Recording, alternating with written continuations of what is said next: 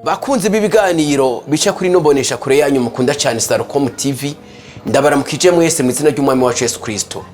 Uyu ni wa mwanya w'ikiganiro Yesu arakora, mutegurirwa kandi mugashikirizwa na mwene so Nshimirimana Inosa.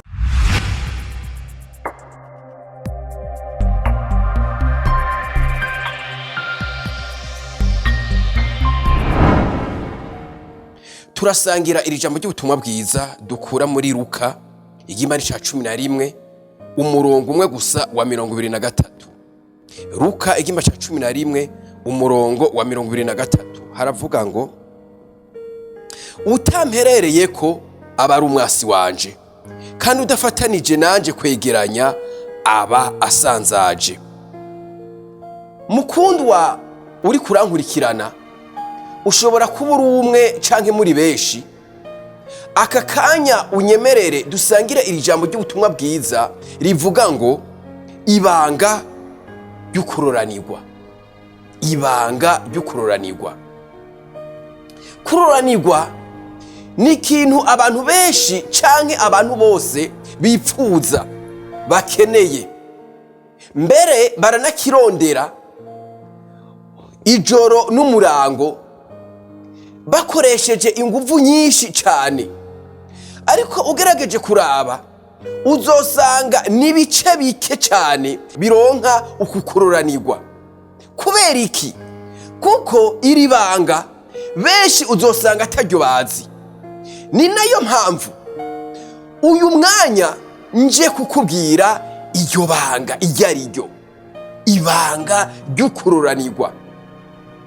Uyu ni Yesu Kristo yavuze ngo utamperereye ko aba ari umwasi wanje, ngo kandi udafatanije nanje kwegeranya abasanzaje. Mu yandi majambo, utamuherereye ko aba ari umwasi wiwe kandi udafatanije nawe kwegeranya nguwo arasanzaza. None iryo banga ni irihe? Iryo banga ni bibiri. Icambere ni kuba mu ruhande rwiwe, kuko ake gace ka mbere kavyerekanye ngo utamperereye ko aba ari umwasi wanje. Aha rero no kubaza nawe, ukibaza ukiyumvira, hanyuma uwo kwihinyishu, mbega uri mu ruhande rwa Yesu? Kuko yabitomoye neza ngo utamuherereye ko aba ari umwasi wiwe. Bisobanura ngo ibiza kukugwanya vyose biragufata kandi biragushikira, bikongera bikanagutsinda, bikakunesha. Nukuvuga nicuba wakoze, nicuba waronde, nicuba warose, uragitakaza. Kubera iki? Kuko nturi mu ruhande rwa Yesu, nturi mu ruhande rwiwe. Paulo yarabivuze ngo bisanzwe Imana iri mu ruhande rwacu, ngo uwo tugwanya ninde? Yesu no hano nawe carabitomora neza cyane ngo utamperereye ko ngo ni umwasi wanje. Wibaze kandi wiyumvire, mbega uri mu ruhande rwa Yesu? Kenshi ibitero, ivyago, ingorane n'amageragezwa biraza, umuntu ntabimenye. Ariko umuti n'uyu, nugusuzuma neza ukaraba kuri mu ruhande rwa Yesu. Ikindi kigira kabiri ni gukorana nawe, donc gukorana na Yesu. Aha gace gakurikira kavuze ngo kandi udafatanije nanje kwegeranya aba asanzaje. Korana na Yesu, ikintu cyose korana nawe. Mbega mukorana gute?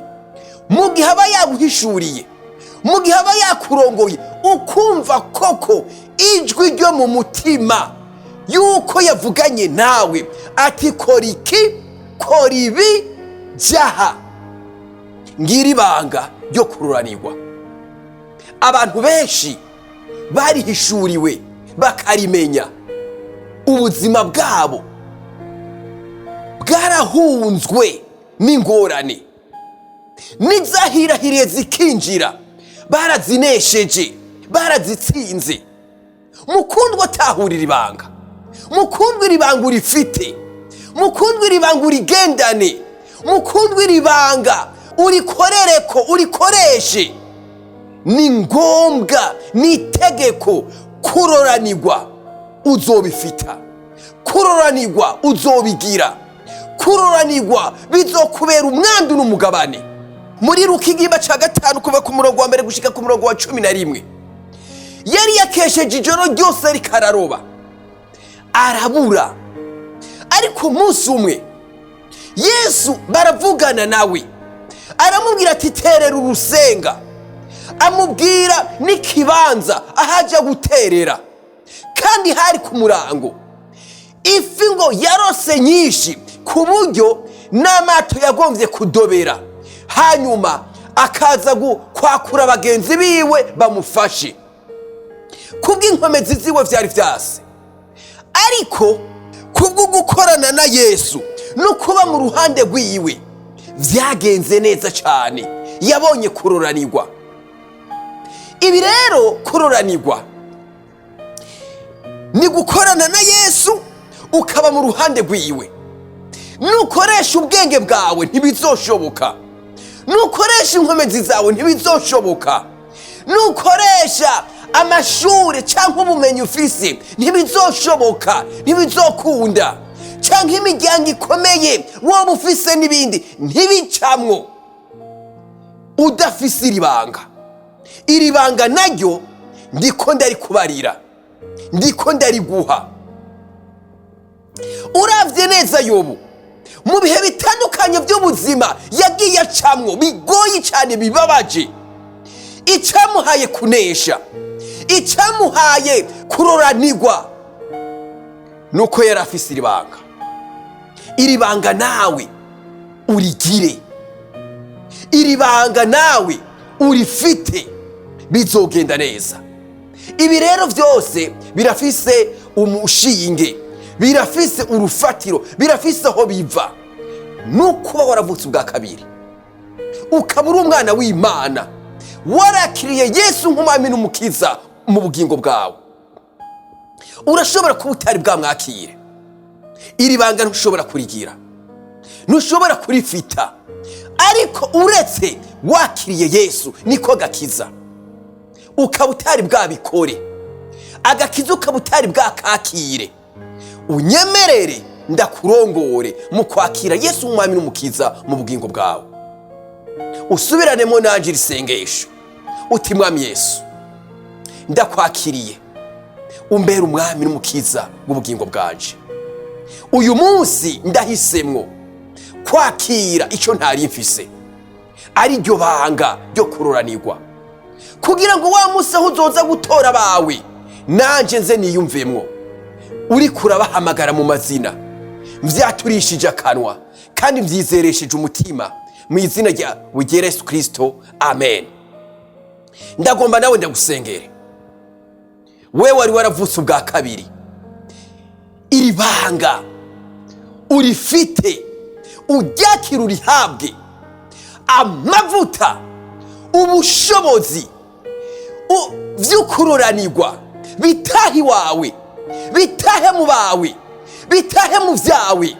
Uce bugufi, wewe wizeye kandi wakiriye iri jambo. Mwami Yesu, ndasengeye uyu muvukanyi, ndasengeye uyu mwana wawe yarakijijwe, ari mu rugendo rwo kuja mu ijuru, ariko akikurindiriye muri ino si arakeneye kuroranigwa. Nivyo yarakijijwe kandi yarakwakiriye, ariko asanze iri banga atararifise. Uyu munsi ararimenye kandi araryakiriye. Ndamusengeye ngo ukuroranigwa kose kumushikeko, guseruke mu biwe bose, guseruke mu vyiwe vyose, ahaherereye, ahakorera, ahabaye. Ukuroranigwa kubone, ukuroranigwa kumutaheko, ukuroranigwa gusasagare kandi kugasare mu vyiwe no mu biwe. Ndagushimiye Mwami Yesu, ndagukengurukiye, ndagiriye ko Mwami Yesu nsengera n'abariko barankwirikirana bagwaye canke bagwaje cyangwa bafise ubumuga n'ubukene butandukanye, baseruke ko mwami Yesu. Ukuroranirwa kubabeko, ukuroranirwa kubashikeko, babone inyungu y'agakiza, babone ivyiza vy'ijambo, babone ubushobozi bwawe bukora bugendagenda impande zose nk'uko wabivuze kandi nk'uko wabisezeranye. Vyose ndabisavye nizeye mu izina ryawe Yesu Kristo umwami wacu, amen. Turarangije. Yesu abahezagiye.